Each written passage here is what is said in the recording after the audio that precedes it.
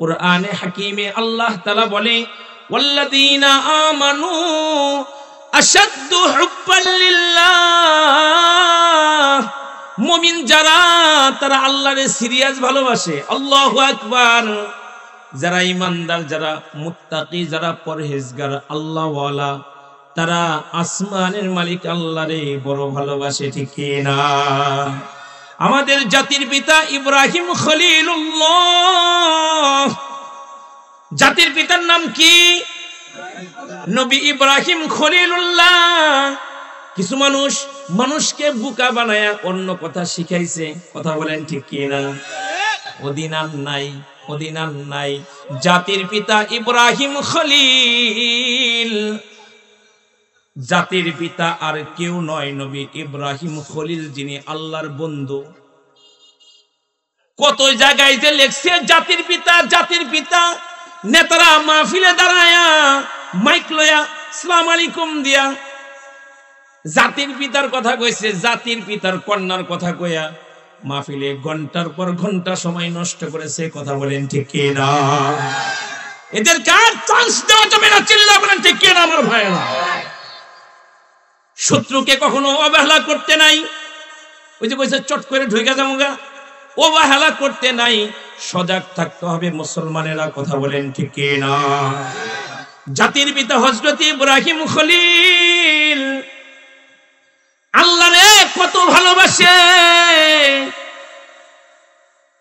একদিন মরুভূমির মধ্যে ছাগলের পাল চড়াইতেছে, ছাগলের পালকে ঘাস খাওয়াইতেছে। ঠিক ওই পথ দিয়ে একজন অপরিচিত পথিক নবী ইব্রাহিমের পাশ দিয়ে হাইটা যায়, গুনগুন করে কি যেন বলে। নবী ইব্রাহিম কানটা খাড়া করলো, পথিক কি বলে শুনি।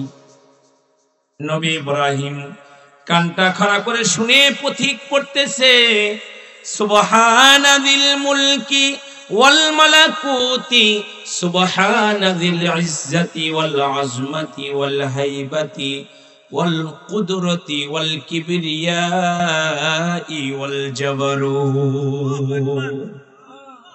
আল্লাহ তাআলার প্রশংসা করতেছেন, পবিত্রতা সেই সত্তার যিনি জমিন আসমানের বাদশাহ, যিনি দাপটের মালিক আল্লাহ। আল্লাহ পাকের প্রশংসা করতেছে। পথিকের কণ্ঠটা এত সুন্দর। নবী ইব্রাহিম যখন তার মাশূকের প্রশংসা পথিকের জবান থেকে শুনছে, নবী ইব্রাহিম দিওয়ানা হয়ে গেছে, মাতোয়ারা হয়ে গিয়েছে, পাগল হয়ে গিয়েছে। মাওলার নাম তার কানে চলে আসছে। নবী ইব্রাহিম লোকটাকে ধরলেন, ধরে বিনয়ের সাথে বললেন, আপনি এত সুন্দর করে আমার রবের আমার প্রশংসা করলেন, আপনার জবানে আরেকটা বার প্রশংসার কথা বলা শুনতে চাই। পথিক ডাক দিয়া বলে, শোনাতে পারি, আমাকে পারিশ্রমিক দেওয়া লাগবে। নবী ইব্রাহিম বলে, কি পারিশ্রমিক চাও? পথিক বলে, আপনি দেন, কি দিবেন? নবী ইব্রাহিম বলে, এই যে বিশাল বড় ছাগলের পাল, অর্ধেক পাল ছাগল আমি তোমারে দিয়ে দিব। পথিক নবী ইব্রাহিমকে আবার শুনাইল। নবী ইব্রাহিম মাতোয়ারা হয়ে গেল, দিওয়ানা হয়ে গেল। পথিকরে আবার ধরে বলে, আরেকবার। পথিক বলে, এখন কি দিবেন? নবী ইব্রাহিম খলিল আল্লাহর বন্ধু ডাক দিয়া বলে, বাকি অর্ধেক পাল ছাগল আমি ইব্রাহিম তোমাকে দিয়ে দিব। পথিক আবার তিলাওয়াত করে শোনাইল। নবী ইব্রাহিম আবার পাগল হয়ে গেল। নবী ইব্রাহিম আবার দইরা বলে, প্লিজ আরেকবার। পথিক বলে, এখন কি দিবেন? এখন তো আপনার কাছে কোনো কিছুই নাই। নবী ইব্রাহিম চোখের পানি ছেড়ে দিয়া বলে, ভাই রে, আমার কাছে তোমাকে দেওয়ার মতো কোনো কিছুই নাই। তবে যে ছাগলগুলো তোমারে আমি দিয়ে দিয়েছি এগুলো দেখাশোনা করার জন্য একজন রাখাল দরকার। তুমি যদি আমার আল্লাহর নাম আমারে শোনাও তাহলে আমি তোমার রাখাল হয়ে যাব। আল্লাহু আকবার, আমি রাখাল হয়ে যাব। পথিক কথাটা শোনার সাথে সাথে নবী ইব্রাহিম খলিলকে জড়ায় ধরছে, জড়ায় ধরে বলে, আল্লাহর খলিল, আমি দুনিয়ার কোনো মানুষ না, আমি কোনো ফকির না, আমি কোনো মানুষ না, আমি ফেরেশতা। চেক করার জন্য আসছিলাম তুমি তোমার আল্লাহরে কত ভালোবাসো। আমাদের পিতা, জাতির পিতা ইব্রাহিম খলিল আল্লাহরে কত ভালোবাসতো। ও বাবার সন্তানেরা, আল্লাহ তাআলার দাবি তার মুমিন বান্দারা তারে সবচাইতে বেশি ভালোবাসবে। আমরা আল্লাহরে সবচাইতে বেশি ভালোবাসবো, রাজি ইনশাআল্লাহ। আল্লাহরে সবচাইতে বেশি ভালোবাসতে হয়, এটা আল্লাহ পাকের দাবি। আমার ভাইয়েরা, আমার বাবাজিরা, প্রত্যেকটা নেক কাজের ওজন আছে, প্রত্যেকটা ভালো কাজের ওজন আছে। নেক কাজের বদৌলতে আল্লাহ তার বান্দা বান্দিদের জান্নাতের আলী মাকাম দান করবে। জান্নাতের মেহমান আল্লাহ তাআলা নেক কাজের বদৌলতে বান্দাকে বানাবে। আমার ভাইয়েরা, আমার বাবাজিরা, জীবনে যা কিছু করতেছি, আল্লাহকে ভালোবাসতেছি, আল্লাহর রসুলকে ভালোবাসতেছি, দিনকে ভালোবাসতেছি, সব কিন্তু লেখা হইতেছে। কথা বলেন ঠিক কি না? আল্লাহর কোরআনের কথা সত্য। আল্লাহ তাআলা বলে, ফামান ইয়ামাল মিসকালা যাররাতিন খায়রান ইয়ারা ওয়া মান ইয়ামাল মিসকালা যাররাতিন শাররান ইয়ারা। অনুপরিমাণ কেউ যদি নেক কাজ করে বাবা, আল্লাহ তাআলা তাকে বদলা দান করবে। আবার অনুপরিমাণ কেউ যদি অপরাধ করে আল্লাহ তাআলা তাকে শাস্তির মুখোমুখি করবে। এজন্য কোন নেক কাজকে ছোট করে দেখতে নাই, ছোট নেক কাজটাকে ছাড়তে নাই, ছোট গুনাহটা করতে নাই। অনেক সময় ছোট সাপের কামড়ে মানুষ মরে যায়। গুনাহ এত খারাপ জিনিস, ছোট গুনাহ বড় নেকগুলোকে খেয়ে ফেলে। এজন্য ছোট গুনাহটাও করতে হয় না, ছোট নেকটাকেও বাবা ছাড়তে হয় না। দুনিয়ার ক্যামেরা ওয়াজ মাহফিল গুলো রেকর্ড করে রাখতে পারে, আল্লাহর ক্যামেরা কি নাই? হাসরের কঠিন ময়দানে এই মাহফিলটাকে যদি ওপেন করে দেওয়া হয়, হতে পারে এই মাহফিলে এসে বসার কারণে আল্লাহ তাআলা জিন্দেগীর গুনাহ মাফ কইরা জান্নাত দিয়ে দিবে। নেক কাজের বদৌলতে আল্লাহ তাআলা জান্নাতের মালিক আপনাকে আমাকে বানাবে। কুরআনুল কারীমে আল্লাহ তাআলা বলে, ইন্নাল্লাযীনা আমানু ওয়া আমিলুস সলিহাতি কানাত লাহুম জান্নাতুল ফিরদাউসি নুজুলা খালিদিনা ফিহা লা ইয়াবগুনা আনহা হিওয়ালা। আল্লাহ তাআলা বলেন, নিশ্চয় যারা ঈমান আনে, ঈমান আনার পরে নেক আমল করে, আল্লাহ তাআলা বলে তাদের জন্য আমি জান্নাতুল ফিরদাউস আপ্যায়ন স্বরূপ রাখছি। সুবহানাল্লাহ। জান্নাতের মধ্যে সরদার জান্নাত। ঈমান আনার পরে কেউ যদি নেক আমল করে, ভালো কাজ করে, আল্লাহ জান্নাতুল ফিরদাউস রেডি করে রাখছে। আল্লাহ নিজেই বলতেছে, ওই জান্নাতের মধ্যে আমল কারণী ওয়ালারা যখন একবার ঢুকবে, কোনদিন আল্লাহর কাছে দরখাস্ত করবে না, আল্লাহ আমরা বাইর হইতে চাই। তার মানে জান্নাতুল ফিরদাউস পেয়ে ইমানদার নেককার পরহেজগার আনন্দিত খুশি হয়ে যাবে। মেরে ভাই দোস্তর বুজুর্গ ওয়াজিজ, নেক কাজের বদৌলতে আল্লাহ তাআলা আপনাকে আমাকে জান্নাতের আলী মাকাম দান করবে, জান্নাত দান করবে। এজন্য কোনো নেক কাজটাকে ছোট করে দেখতে নাই, সেটাকে করা। কোনো গুনাহকে ছোট করে দেখতে নাই। গুনাহ করব না, আল্লাহর কাছে দোয়া করব, আল্লাহ তুমি আমার নেক কাজের মজা দান করো। কুরআনুল কারীমের তিলাওয়াতের মজা আল্লাহ তুমি আমারে দান করো। আল্লাহ গো তুমি আমাকে সিজদার মজা দান করো, আমাকে তিলাওয়াতের মজা দান করো। আল্লাহর কাছে দোয়া করতে হয়, আল্লাহর কাছে দোয়া করতে হয়, আল্লাহ তুমি আমারে গুনার ঘৃণা দান করো, ইবাদতের প্রতিযোগিতা দান করো। গুনার ঘৃণা আল্লাহ তুমি আমারে দান করো। পূর্বের যুগের একজন কোরআনের পাখি মাদ্রাসায় যায়, রাস্তার পাশে এক দুষ্ট নারী তাদের ডাকে, হাতছানি দেয়, ডাকে আসো আমাদের বাড়িতে আসো। কিন্তু কুরআনুল কারীমের পাখি মাদ্রাসার স্টুডেন্ট নবীর সুন্নতের উপর আমল করে রাস্তার ডান পাশ দিয়ে হাইটা যায়, নজর নিচের দিকে দিয়ে হাইটা যায়। দুষ্ট নারীর মাথা নষ্ট হয়েছে, কিভাবে এই মোল্লারে সাইজ করা যায়।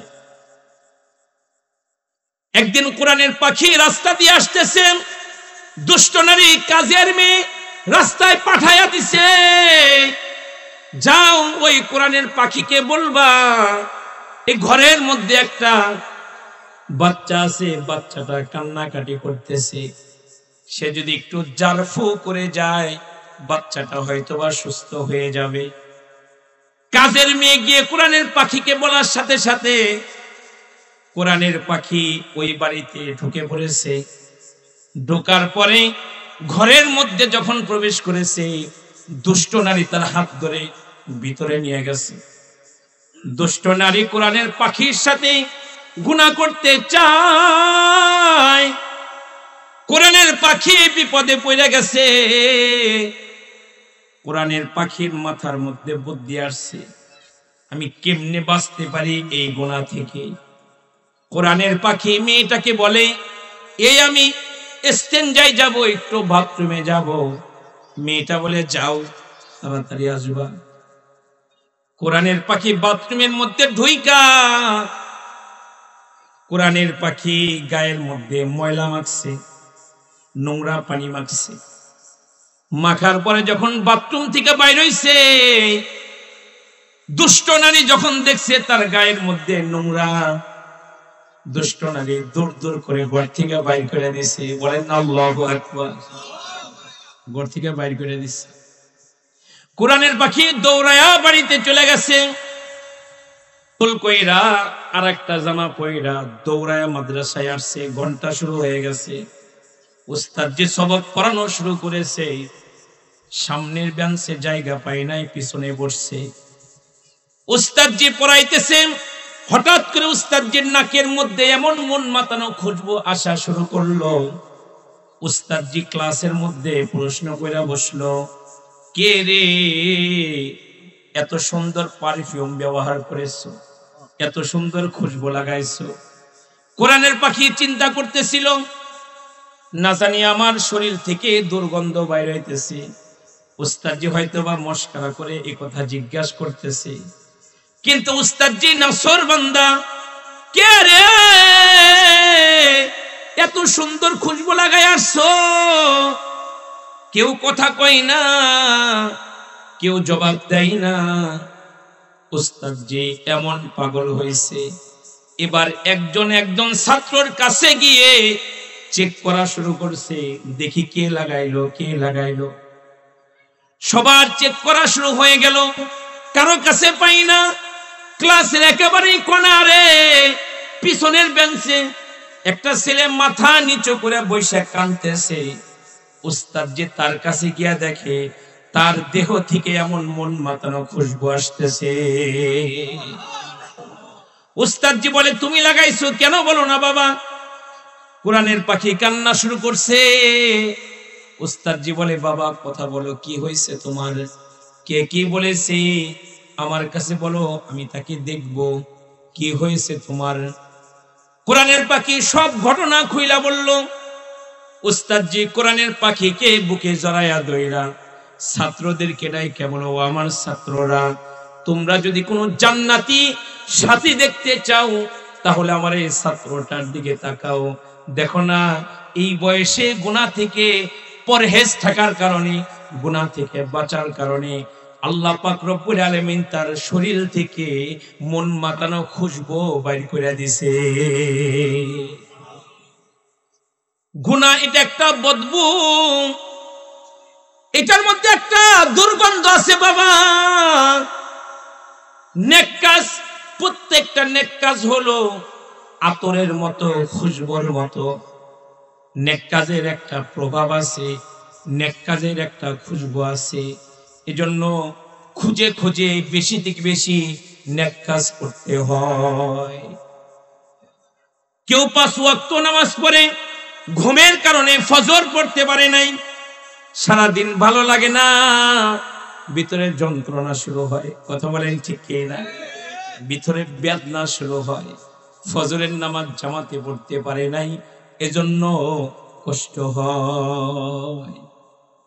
আমার ভাইয়েরা, আমার বাবাজিরা, হাসরের কঠিন মুসিবতের দিনে আল্লাহ তাআলা একটা মিজান কায়েম করবে, মানুষের নেক আর গুনাহ ওজন করবে।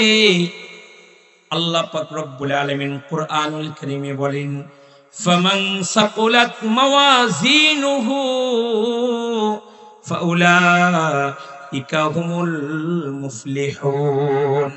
আল্লাহ কুরআনুল কারীমে বলে, মিজানের নেকের পাল্লায় যার নেকটা ওজনদার হয়ে যাবে, আল্লাহ নিজেই বলতেছে সে সফল কাম হয়ে যাবে।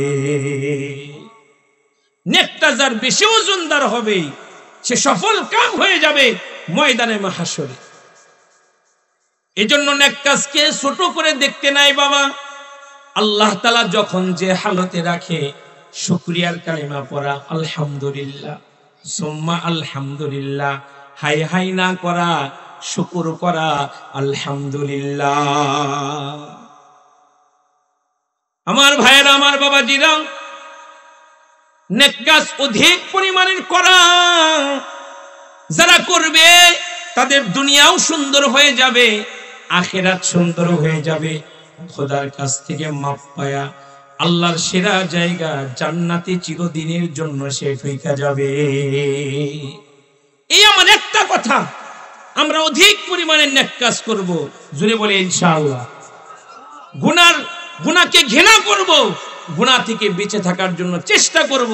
হ্যাঁ, যদি শয়তানের ধোঁকায় গুনাহ হয়েও যায় তাহলে বসে থাকবো না, তওবা করব। কার কাছে? জোরে বলেন কার কাছে? আল্লাহর কাছে তওবা করব। এমন একজন নবীর উম্মত আমি আপনি বাবা, যেই নবী প্রতিদিন 70 থেকে 100 বার আল্লাহর কাছে তওবা করতেন। আগেও কোনো গুনাহ নাই, পিছনেও কোনো গুনাহ নাই, তারপরেও আল্লাহর নবী কেন তওবা করে? তালিমান, আদরের উম্মতকে শিখানোর জন্য, আমাদেরকে শিখানোর জন্য, সবক দেওয়ার জন্য প্রতিদিন আল্লাহর রাসূল 70 থেকে 100 বার আল্লাহর কাছে তওবা করে।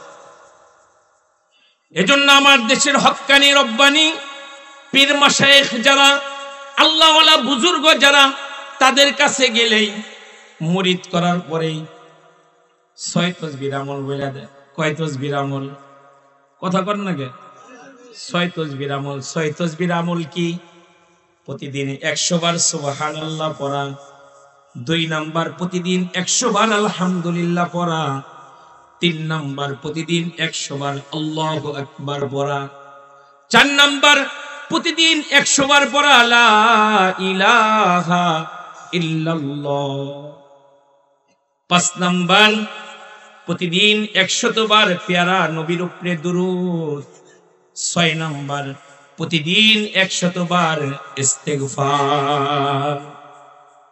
এগুলো এদেশের বুজুর্গ আলেম ওলামা বানায়া বলে না, হাদিসের আলোকে বলে। কিসের আলোকে বলে? হাদিসের আলোকে বলে। একবার কেউ যদি সুবহানাল্লাহ পড়ে সহিহ হাদিস, আল্লাহ তাআলা জান্নাতের মধ্যে তার জন্য ছায়াদার ফলদার একটা গাছ আল্লাহ লাগায় দেয়। এই যে গাছ লাগিয়ে গেছে, যে যতবার পড়বে তত গাছ আল্লাহ জান্নাতের বাগানে এই মানুষের জন্য আল্লাহ তাআলা লাগায় দিবে। এই জমিনে সুবহানাল্লাহ, এই মাহফিলে সুবহানাল্লাহ একবার পড়লে ভাই জান্নাতেতে এত সুন্দর ফলের গাছও পাই। জান্নাতেতে গাছের গোড়া উপরেতে রয়, নিচের দিকে ফল ঝুলিবে মুমিনরা খায়। আমার ভাইরা, আমার বাবাজিরা, এজন্য একবার কেউ যদি সুবহানাল্লাহ পড়ে, জান্নাতের বাগানে আল্লাহ তাআলা তার নামে একটা গাছ আল্লাহ তাআলা লাগায় দেয়। চিৎকার করে বলেন সুবহানাল্লাহ। 100 বার সুবহানাল্লাহ তাসবিহ পড়িলে 100 গোলাম আজাদের সওয়াব যে মিলে। কেউ যদি প্রতিদিন 100 বার পড়ে সুবহানাল্লাহ, 100 গোলাম আজাদ করার সওয়াব আল্লাহ আমল নামায় জমা করে দেয়। বলেন না সুবহানাল্লাহ।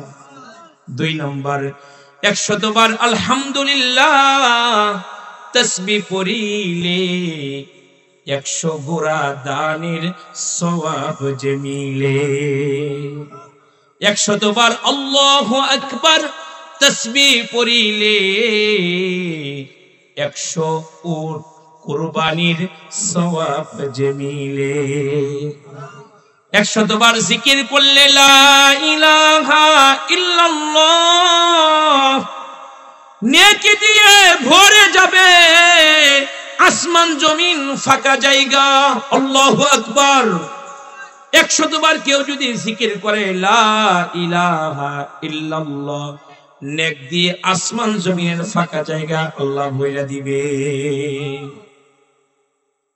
5 নম্বর, 100 বার নবীর উপর দুরূদ পড়িলে হাসরেতে নবীজির কাছে থাকিবে।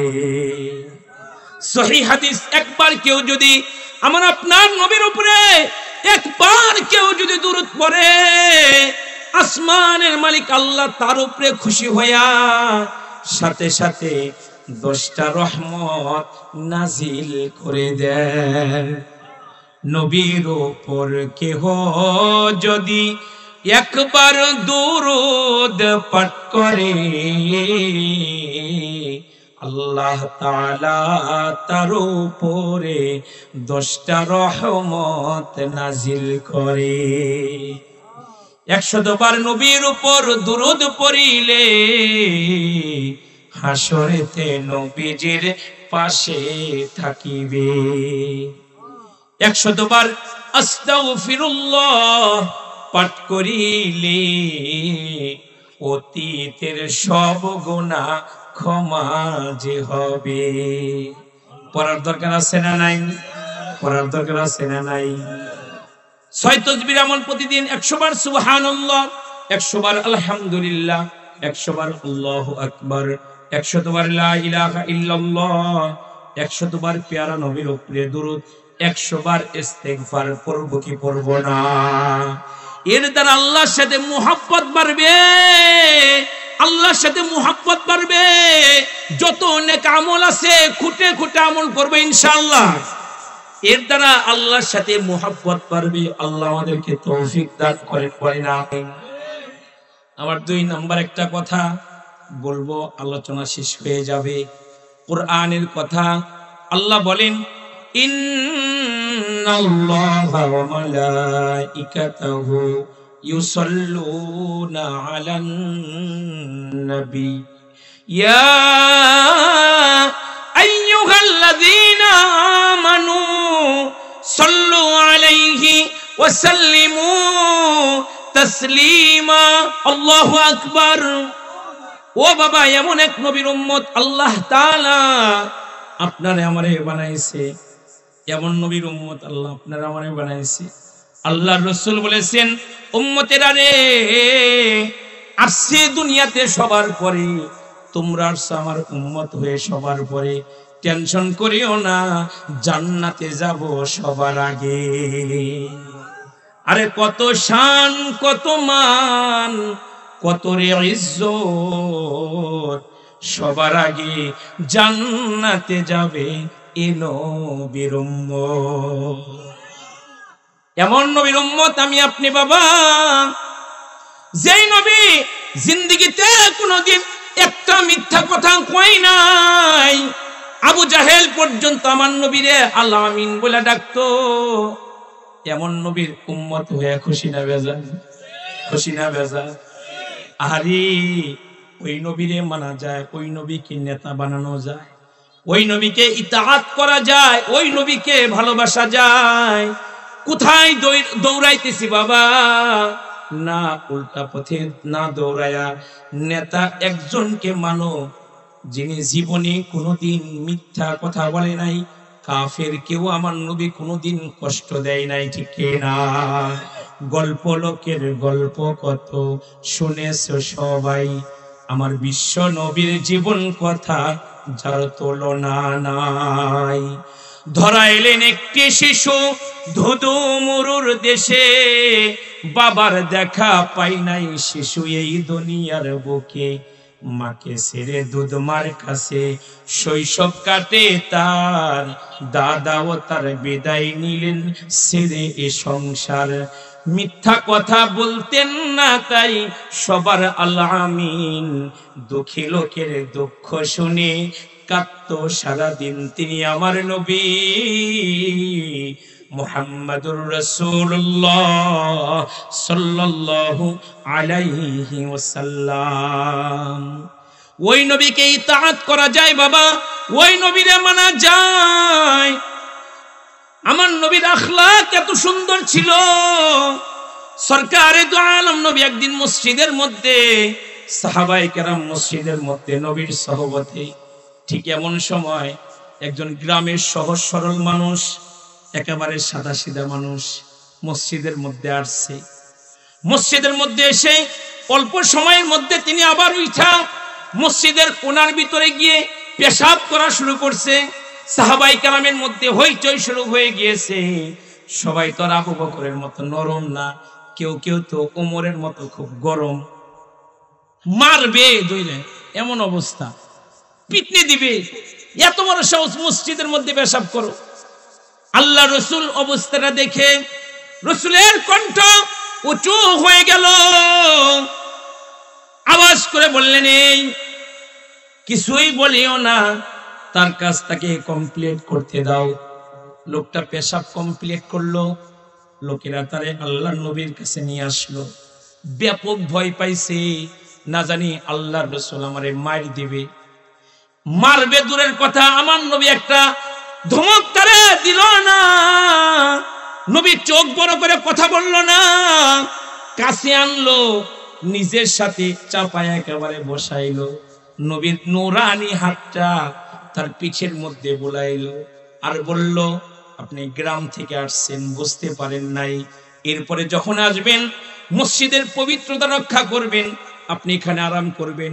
পেশাব পায়খানার জরুরত হলে ওই যে মসজিদের বাইরে পেশাব পায়খানা, ওইখানে যা করবেন, ঠিক আছে? হুজুর ঠিক আছে। লোকটা চলে যাবে। আল্লাহ রসুল নিজের গায়ের একটা জামা, একটা জুব্বা গ্রামের সেই সহজ সরল মানুষটাকে হাদিয়া দিল। আল্লাহ রসুল দেখেন লোকটা হাইটা হাইটা চলে যাইতেছে। আমার রসুল তারে আবার ডাকলেন, ডেকে আমার নবী তাকে একটা বাহন হাদিয়া দিল, একটা সোয়ারি হাদিয়া দিল। জোরে বলেন না সুবহানাল্লাহ। লোকটা আনন্দে আত্মহারা হয়ে গেল। লোকটা গ্রামের বাড়িতে চলে গেল। গ্রামের মাঝখানে দাঁড়ায়া চিৎকার করে বলতে লাগলো, ও আমার গ্রামের মানুষেরা শুনো, ও আমার চাচারা শোনো, ও আমার মামারা শোনো, আমি এমন একজন গুরু পেয়েছি, আমি একটা জঘন্য অপরাধ করে ফেলেছিলাম। আমারে মারে নাই, আমারে ধমক দেয় নাই, চোখ বড় করে আমার কিছু বলে নাই। আমি এমন একজন গুরু পাইছি, এত বড় অপরাধ করার পরেও তিনি আমারে জামা হাদিয়া দিয়েছে, আমাকে একটা বাহন হাদিয়া দিয়েছে। এমন একজন উস্তাদ গুরু আমি পেয়ে গেছি। গ্রামের মানুষেরা বলে চলো না, যার হৃদয় এত ভালো তার কাছে আমাদেরকে নিয়ে চলো। গ্রামের ৩০০ মানুষ একসাথে এসে পড়ছে লা ইলাহা ইল্লাল্লাহু মুহাম্মাদুর রাসূলুল্লাহ, পড়েন না সাল্লাল্লাহু আলাইহি ওয়াসাল্লাম। আমার রাসূলের ভিতরটা এত সুন্দর ছিল বাবা, আমার রাসূল কাফেরের সাথেও সুন্দর ব্যবহার করেছেন। আল্লাহর নবীকে এক মহিলা বড় কষ্ট দিত, নানাভাবে আল্লাহর নবীকে ব্যথা দিত। আল্লাহর নবী পাহাড়ের পাশ দিয়ে হাইটা যাইতেছে, উপর থেকে সরকারে দু আলম নবীর উপরে ময়লা ফেলতো, ময়লা পানি ফেলতো, নোংরা ফেলতো। আল্লাহ রাসূল দেখেও কিছু বলতেন না, সবর করতেন। ধৈর্যের পাহাড় আমার পয়গম্বর, কিছুই বলতেন না। আল্লাহ রাসূল ওই পথ দিয়ে আবার একদিন যায়। আজকে আর কেউ ময়লা ফেললো না, নোংরা পানি ফেললো না। আল্লাহ রাসূল রাস্তায় দাঁড়িয়ে থাকা মানুষদেরকে জিজ্ঞেস করলো, ও মিয়ারা, যেই মহিলা আমারে কষ্ট দেয়, ময়লা ফেলে উপর থেকে, তিনি কোথায়? রাস্তার লোকেরা বললেন, মহিলা তো ভীষণ অসুস্থ, ঘর থেকে বাইরে হইতে পারে না। ওই মহিলার ঘরে পুরুষ মানুষ বলতে বাবা কেউ ছিল না, একটা মাত্র কন্যা। নুন আনতে পান্তা ফোরাতো, অভাবের ঘর, পাড়া প্রতিবেশীও তাদেরকে সহযোগিতা করতো না। একদিন মা আর মেয়ে কথা বলতেছে, হঠাৎ করে শুনে বাইরে থেকে কে যেন কলিং বেল দিয়েছে, দরজার মধ্যে নক করছে। মা মেয়েকে ডাইকে বলে, মা রে, যারে মা যা, দেখ ঘরের বাইরে কে আসলো। মেয়েটা দরজা ওপেন করে দেখে মুহাম্মাদুর রাসূলুল্লাহ সাল্লাল্লাহু আলাইহি ওয়াসাল্লাম দাঁড়ায় রয়েছে। একা না, একা না, পিছনে এই উম্মতের সেরা মানুষ আবু বকর সিদ্দিক দাঁড়ায় রয়েছে। মেয়েটা একটা দৌড় দিয়ে ঘরের ভিতরে এসে মায়ের শিয়রের কাছে এসে বলে, মারে সর্বনাশ, আব্দুল্লাহর বেটা মুহাম্মদ আয়া পড়ছে। একা না রে মা, সাথে তার বন্ধুরাও নিয়ে আসছে। ও মা, তুমি আব্দুল্লাহর পোলারে নানাভাবে কষ্ট দিতা, সে আজকে আয়া পড়ছে। আজকে আমাদের আর বাঁচন নাই। মারে, তোমার গলা টিপে আর আমার গলা টিপে তারা মাইরা ফেলবে, কেউ আসবে না আমাদেরকে বাঁচাতে। মহিলা ভয় পাইছে, মহিলা কাঁদতেছে। একটু পরে মহিলা বলে, মারে যা আব্দুল্লাহর বেটারে ভিতরে আসতে বল, আমি তার কাছে সরি বলবো। আল্লাহু আকবার বলে। আব্দুল্লাহর বেটারে ভিতরে আসতে বল। এখান থেকে আমরা একটা সবক নিব। কারো ঘরে ঢুকতে হলে, কারো বাড়িতে ঢুকতে হলে, কারো বেডরুমে ঢুকতে হলে অনুমতির দরকার আছে না নাই? সালাম দাও, অনুমতি চাও।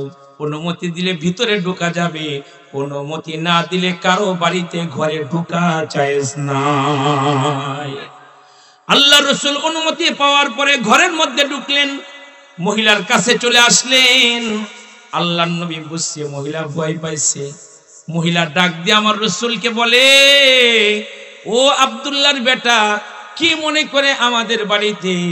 আল্লাহর রাসূল মুস্কি হেসে দিয়ে বলে, তাবাসসুম হেসে দিয়ে বলে, আমি আসছি, শুনলাম আপনি অসুস্থ, এজন্য আপনারে দেখার লেগে আইছি। আল্লাহু আকবার কাবীরা।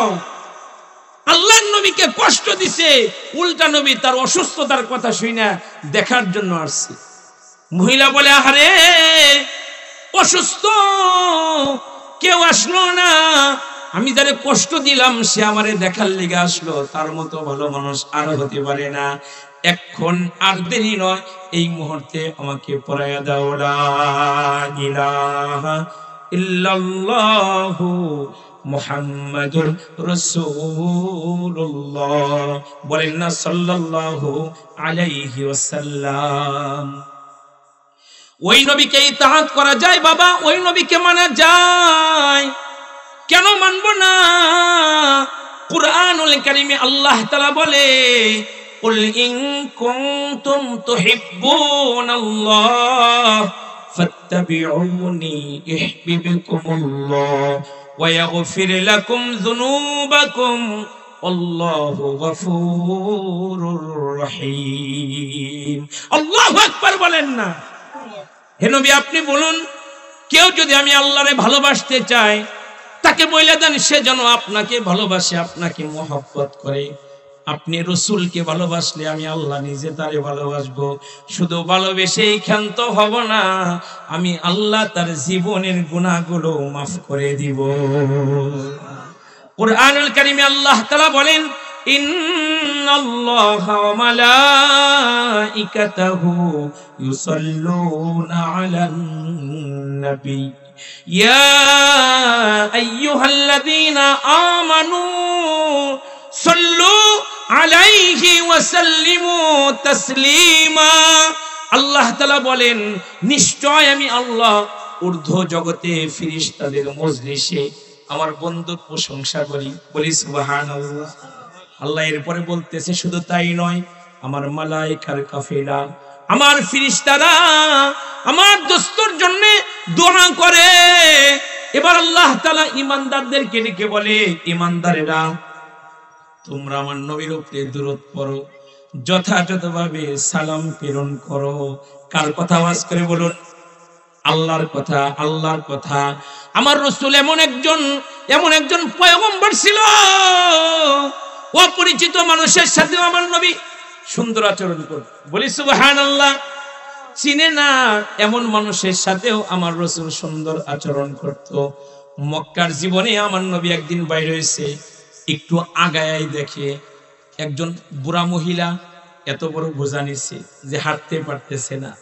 আমার নবী পর উপকারী সরকার দৌড়ে মহিলার কাছে গেছে, ও মা আমার মাথায় বোঝা তুইলা দেন, আপনি তো নিতে পারতেছেন না। মহিলা খুশি হয়েছে, যথাসময়ে একজন কাজের মানুষ পাওয়া গেছে। মহিলা আমার নবীর মাথার উপরে বোঝা উঠাইয়া দিল। এবার মহিলা আগে আগে হাঁটে, আমার নবী বোঝা বহন করে পিছনে পিছনে চলে। মহিলা এবার এই কাজের মানুষটার কাছে মনের দুঃখের কথা শেয়ার করতেছে। মহিলার মনের মধ্যে কি দুঃখ? মহিলা বলে, বাজান রে, চইলা যাইতেছি দেশ ছাইরা। কেন জান? একজনের দুঃখে। কার দুঃখে? বলে এই মক্কাতে একটা আল আমিন ছেলে ছিল, ভদ্র ছেলে ছিল, নাম তার মুহাম্মদ। সবাই তারে আদর করে, সবাই তাকে যত্ন করে, সবাই তারে ভালোবাসে। কিন্তু ইদানিং সে পাগল হয়ে গেছে, তার মাথা ঠিক নাই। এখন সে ভাই ভাইয়ে ঝগড়া লাগায়, গোত্রের আর এক গোত্রের মানুষের সাথে ঝগড়া লাগায়, মা মেয়ের সাথে ঝগড়া লাগায়। তার অত্যাচারে আর সহ্য করা যায় না, এজন্য চলে যাইতেছি। মুখ দিয়া যা বাইরে হইতেছে তাই বলে আমার নবীরে গালি দিতেছে। জানতে চায় আমার মুসলমান ভাইয়েরা, যাকে গালি দিতেছে সে কি দূরে নাকি কাছে? ধৈর্যের পাহাড় আমার পয়গম্বর, একটা কথা বলে না, বোঝা ফেলেও দেয় না। জায়গা মতো চলে গিয়েছে আমার সরকার। বোঝা নামায় যখন মহিলার কাছ থেকে রুখসত নিয়ে চলে আসবে, বুড়ি ডাক দিয়া বলে, বাজান রে, তুমি তো বড় ভদ্র মানুষ, ভালো মানুষ, কত কথা শেয়ার করলাম, তোমার পরিচয়টাই তো জানা হইল না। কি তোমার নাম? কি তোমার বাবার নাম? কি তোমার মায়ের নাম? কোথায় বাড়ি, কোথায় ঘর? আল্লাহ রাসূল মুস্কি হেসে দিয়ে বলে, রাস্তা ভরা যারে গালি দিয়েছেন আমি সেই মুহাম্মদ সাল্লাল্লাহু আলাইহি ওয়াসাল্লাম। মহিলা যেন আসমান থেকে জমিনে পড়ছে, নবীর নূরানি কদমগুলো জড়ায়া ধইরা বলতেছে, বাজান রে, আবু জাহেল আমার কাছে ভুল নিউজ দিয়েছে, ভুল খবর দিয়েছে। তুমি খারাপ মানুষ হতে পারো না, নিঃসন্দেহে তুমি আল্লাহ আমিন। আর এক মুহূর্ত দেরি নয়, আমারে পড়ায়া দাও লা ইলাহা ইল্লাল্লাহু মুহাম্মাদুর রাসূলুল্লাহ। বলেন না সাল্লাল্লাহু আলাইহি ওয়াসাল্লাম। আমার নবীর আখলাক দেখে কালিমা পড়ে মুসলমান হতে বাধ্য হয়েছে। আমার নবী কাফেরের সর্দারের সাথেও সুন্দর আচরণ করেছে।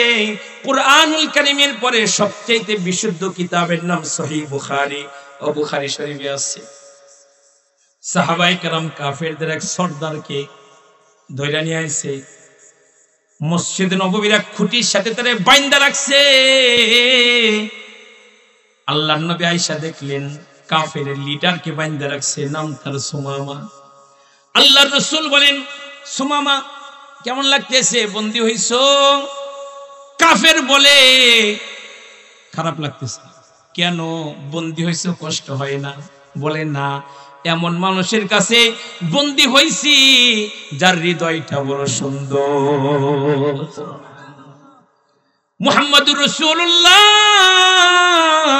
সাল্লাল্লাহু আলাইহি ওয়াসাল্লাম, তুমি যদি আমারে ছাইরা দাও, তুমি যা চাইবা তাই দিও, মুক্তিপণ।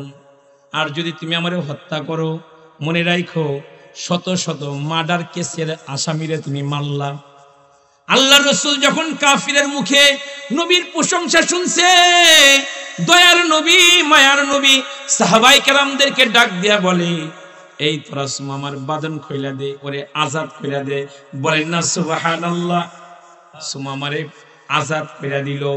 সুমামা মসজিদ থেকে বাইর হইয়া একটা দৌড় দিয়ে একটা খেজুর বাগানে গিয়ে কুয়া থেকে পানি উঠায়া গোসল কইরা নিজের বদনটাকে পাক বানায়া দৌড়ায়া মসজিদের নববীর সামনে আইসা উচ্চ আওয়াজে পড়া শুরু করলো, আশহাদু আল্লা ইলাহা ইল্লাল্লাহু ওয়া আশহাদু আন্না মুহাম্মাদান আবদুহু ওয়া রাসূলুহু। সবাই অবাক হয়ে গেল। সুমামা আল্লাহর রাসূলকে লক্ষ্য করে বলে, দয়ার নবী গো, একটু আগেও আপনারে পছন্দ করতাম না, আপনারে দেখতে পারতাম না, কিন্তু আল্লাহর কসম এখন আপনারে পৃথিবীর সব মানুষের চাইতে বেশি ভালোবাসি। আল্লাহু আকবার। হ্যাঁ হ্যাঁ, মুমিনরা নিজের জীবনের চাইতেও আল্লাহর নবীর বেশি ভালোবাসবে, মার চাইতেও বেশি ভালোবাসবে, বাবার চাইতেও বেশি ভালোবাসবে, কলিজার টুকরা সন্তানের চাইতেও বেশি ভালোবাসবে, নিজের জীবনের চাইতে আল্লাহর রাসূলকে বেশি ভালোবাসবে। ঠিক না? ও তো এখন ঈমানদার। আল্লাহর রাসূল গো, এখন আপনার চেহারা আমার কাছে সবচাইতে বেশি প্রিয়। একটু আগে ইসলাম ধর্ম, যে ধর্মের নামকরণ করেছেন আল্লাহ, এই ধর্মটাকে সবচাইতে অপছন্দ করতাম। আল্লাহর কসম, এখন ইসলাম ধর্ম যেটার নাম দিয়েছে আল্লাহ, এটার আমি সবচাইতে বেশি পছন্দ করি। 3 নম্বর, আল্লাহর নবী গো, এই মদিনার শহর, এই মদিনার অলি গলি আমার কাছে পৃথিবীর সব শহরের চাইতে নিকৃষ্ট একটা শহর ছিল, কিন্তু আল্লাহর কসম, এই মদিনার শহর আমি সুমামার কাছে এখন পৃথিবীর সব শহর থেকে প্রিয়। হ্যাঁ হ্যাঁ, ইমানদারের কাছে মদিনা প্রিয়। দুনিয়ার কোথাও একবার দুইবার গেলে আর ভাল লাগে না যাইতে, কিন্তু মদিনা এমন এক শহরের নাম, আশিকে রাসূলরা 1000 বার গেলেও পরাণ ভরবে না। ঠিক না? কেন ভরবে না? ও মদিনার মাটির নিচে মদিনার বড় দুলাল নবী ঘুমায় রইছে, আল্লাহর দোস্ত ঘুমায় রইছে। ওই মদিনাকে মুমিনরা বলতে পারে না, চিৎকার করে বলেন ঠিক না? সোনার মদিনা, আমার প্রাণের মদিনা, সবই বলিব কিন্তু তোমায় ভুলতে পারি না, সবই বলিব কিন্তু তোমায় বলতে পারি না। ইয়াসরিব নামে তুমি ছিলে অলক্ষ নির্দেশ, বড়ই মারাত্মক যে ছিল তোমার পরিবেশ।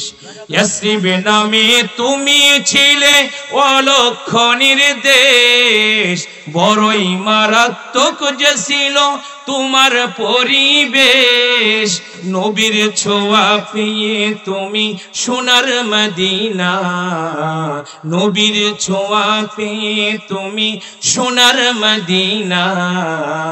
সবই বলিব কিন্তু তোমায় ভুলতে পারি না, সবই বলিব কিন্তু তোমায় ভুলতে পারি না, ঠিক না? আমার ভাইয়েরা, আমার বাবাজিরা, পর্দার আড়ালের মা বোনেরা, নবীকে জীবনের চাইতে বেশি ভালোবাসি। নবী থেকে আমরা অনেক দূরে। আল্লাহর রাসূল বলে কি জানেননি? আল্লাহর রাসূল বলে, উম্মতেরা রে, তোমরা আমার থেকে অনেক দূরে হলে কি হবে? যদি মোহব্বত বেশি থাকে, দূরে না, তোমরা আমার কাছে। ওই নবীরে ভালোবাসলে শাফাআত মিলবে, ওই নবীরে মোহাব্বত করলে শাফাআত মিলবে। যুগ শ্রেষ্ঠ তাসাউফের বুজুর্গ হযরতে জুনাইদ বাগদাদী রাহমাতুল্লাহি আলাইহি, কে না তার নাম শুনেছে? জুনাইদ বাগদাদী এমন একজন মানুষ ছিল, শাহী পালোয়ান ছিল, কুস্তিগীর ছিল, কেউ তার সাথে লড়ে পারত না। তৎকালীন সময় বাদশা ঘোষণা করে দিল, জুনাইদের সাথে কেউ যদি জয়যুক্ত হতে পারে, আমি তাকে বড় একটা হাদিয়া দিব। গোটা মহল্লাতে সার্কুলার করে দিল। মহল্লার একজন দুর্বল মানুষ, গরিব মানুষ বাদশার দরবারে এসে বলে, বাদশা, আমি লড়তে চাই। বাদশা মুস্কি হেসে দিয়ে বলে, বুকারে, তোর তো ধাক্কা দিলে পয়লা যাবি, তুই কেমনে জুনাইদের সাথে পারবি? লোকটা বলে, না, আমি আশাবাদী জুনাইদের সাথে আমি জয়যুক্ত হব। বাদশা বলে, তোর নিয়ত দেখে আমার ভালো লাগছে, ঠিক আছে ঠিক আছে। ওকে খেলার দিন ধার্য করা হলো। ময়দানে খেলা দেখার জন্য বাদশা নিজেও হাজির হয়ে গেল। খেলা শুরু হয়ে যাবে, খেলা আরম্ভ হয়ে যাবে। ঠিক ওই সময় দুর্বল ওই মানুষটা জুনাইদকে লক্ষ্য করে বলে, আস্তে করে বলতেছে, জুনাইদ রে, ও জুনাইদ, আমি জানি তোমার সাথে আমি পারবো না, আমি দুর্বল। তবে জুনাইদ রে, আমি যে বড় অসহায় একজন মানুষ, আমি যে একজন দুর্বল মানুষ, আমার ঘরে যে চুলায় আগুন জ্বলে না। জুনাইদ রে, আজকে তুমি হাইরা যাও, তোমার তো কিছুই হবে না। আর আমি যদি জিতে যাই, তাহলে বাদশার কাছ থেকে বড় একটা হাদিয়া পাবো। হাদিয়াটা বাসায় নিলে আমার সংসারটা চলে যাবে। জুনাইদ রে, তুমি কি জানো আমি কে? জুনাইদ বলে, কে তুমি? লোকটা চোখের পানি ছেড়ে দিয়ে বলে, আমি সাইয়্যিদ বংশের মানুষ, আমি নবীর আত্মীয়। আল্লাহু আকবার বলেন না? আমি নবীর আত্মীয়, আমি নবীর আত্মীয়, আমি নবীর আত্মীয়। জুনাইদ রে, পারো না আমার একটু জিতায়া দিতে? জুনাইদ যখন শুনছে নবীর আত্মীয়, জুনাইদ এবার নিজের সাথে নিজে কথা কইতেছে, ডাক দিয়া বলতেছে, জুনাইদ রে, তুই আজকে হাইরা যা, নবীর আত্মীয় রে, তুই জয় কইরা দি। হতে পারে এই দৃশ্যটা দেখে তোর নবী তোরে শাফাআত করবে, তোর নবী তোরে শাফাআত করবে। যে কথা সেই কাজ বাবা। খেলা আরম্ভ হয়ে গেল। একটু পরেই জুনাইদ বাগদাদী মাটির সাথে লুটায় পড়ল। দুর্বল সে সাইয়্যিদ বংশের মানুষটা জুনাইদের বুকের উপরে এসে বসলো, চিৎকার করে বলল, আমি জয়যুক্ত হয়েছি। বাদশা ঝাঁঝালো কণ্ঠে জুনাইদের দিকে লক্ষ্য করে বলে, জুনাইদ রে, এ খেলা আমি মানি না, সবাই জানে তোর সাথে পারবে না, কিন্তু কেমনে পারলো বুঝলাম না, খেলা এটা আমি মানি না, আবার শুরু কর। জুনাইদ বাগদাদী বাদশার মন রক্ষা করার জন্য আবার শুরু করলো। অল্প সময়ের মধ্যে জুনাইদ আবার মাটিতে লুটায়া পড়ল। জুনাইদ বাগদাদী রাহমাতুল্লাহি আলাইহি মাটিতে লুটায়া পড়ল। দুর্বল সেই সাইয়্যিদ বংশের মানুষটা জুনাইদের বুকের উপরে এসে বসে পড়ল, চিৎকার করে বলতে লাগলো, আমি জয়যুক্ত হয়েছি। বাদশা তাকে হাতিয়া দিয়ে বিদায় করে দিল। বাদশা জুনাইদকে লক্ষ্য করে বলে, জুনাইদ রে, তুই আমার মাথা নষ্ট করে দিলি, আমার মন চাইতেছে তোর গলার মধ্যে জুতার মালা দিয়ে তারপরে শহরের অলি গলিতে তোরে ঘুরাই। কেমনে দুর্বল মানুষটা তোর সাথে পারলো? যারা খেলা দেখার জন্য আসছে সবাই জুনাইদকে গালি দিতেছে। জুনাইদ নারাজ না, জুনাইদের মন হলো উল্টা দিকে। জুনাইদ বাগদাদি বাসায় চলে গেল। ঘরের লোকজন বলে, আজকে তোমার কি হইল? এই তোমার কি হইছে? আপনজনরা বলে, তোমার কি হইল? এই তোমার আজকে কি হইল? জুনাইদকে যা মন চায় তাই বলে গালি দেয়। জুনাইদ নারাজ না, বেজার না। জুনাইদ বাগদাদি রহমাতুল্লাহি আলাইহি রাতের বেলায় ঘুমায় পড়ছে। ঘুমের ঘরে স্বপ্নে দেখে মদিনার মুরুদুলাল নবী জুনাইদের ঘরে চলে আসছে। জুনাইদকে বুকের সাথে সরকারে দু আলম নবী ধইরা বলতেছে, হাই রে নবীর আত্মীয়, এই সংবাদটা শুই না তুমি এত বড় জিল্লতির বোঝা মাথায় দিলা। জুনাইদ রে, লোকে তোমারে গালমন্দ করলো, গালি দিল। জুনাইদ রে, তুমি নবীর ইজ্জতের সম্মানের জন্য নিজেকে এত ছোট করলা। আমি রাসূল তোমার জন্য দোয়া করলাম, আল্লাহ তাআলা যেন তোমার সম্মানকে আকাশচুম্বী করে দেয়। আল্লাহ সুবহানাহু ওয়া তাআলা নবীর দোয়ার বদৌলতে জুনাইদ বাগদাদিকে আল্লাহ তাআলা যুগ শ্রেষ্ঠ বুজুর্গ আল্লাহ ওয়ালা বানিয়ে দিয়েছিল।